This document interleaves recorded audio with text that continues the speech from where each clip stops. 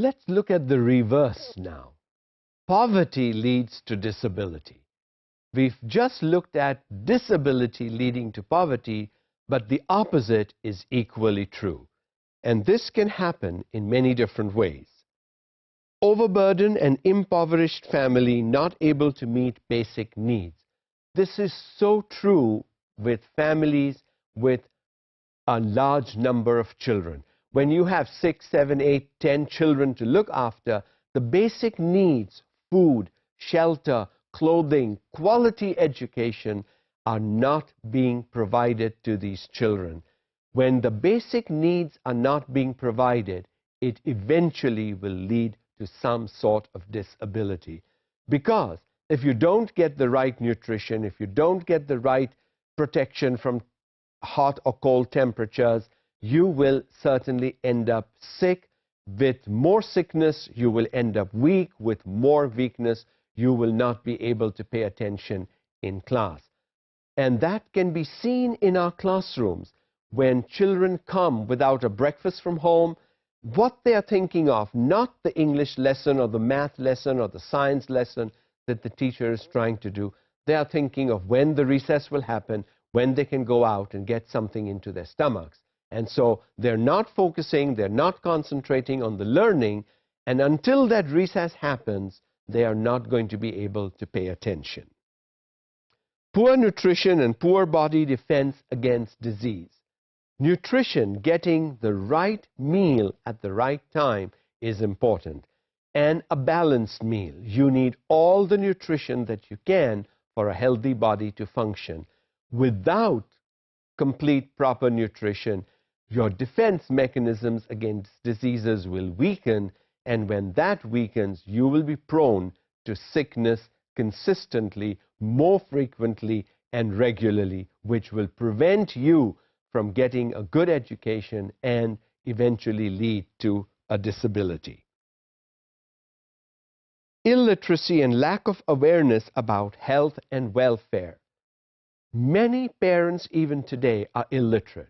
This illiteracy continues even today and makes parents think they survived, their children will survive. Life 50 years ago was very different. Life today is very different.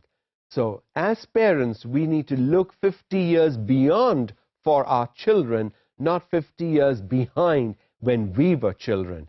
That is not the right frame to work with. The correct frame is to look ahead. Are we equipping our children for the needs 30, 40, 50 years from now, or are we still focusing when we were children? Not going to work. Poor health due to unaffordable healthcare costs. Healthcare costs are increasing. Doctors' fees, lab tests, x-rays, God forbid, hospitalization. When you can't afford all that, you will tend to have poor health. Poor health is a disability.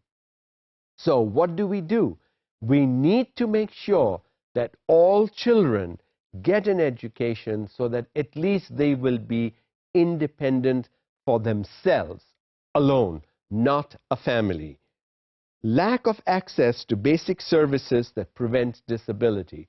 In other words, counseling services. Some child may need psychiatric help, or some child may need help, or some adult may need help with getting out of drugs and things like that. But you can't afford them. When you can't afford them and you continue in your state, it just becomes worse and it will lead to further disability. Overworking more often is in risky physical labor environments because people that are illiterate or not educated or not in good health tend to get poor jobs, manual jobs that don't pay very well. They work overtime. They work longer hours. They don't have weekends, and that takes a toll more on their health and will eventually lead to a disability. Unemployment, underemployment, and low wage rate. All three exist. Unemployment, you don't get employed.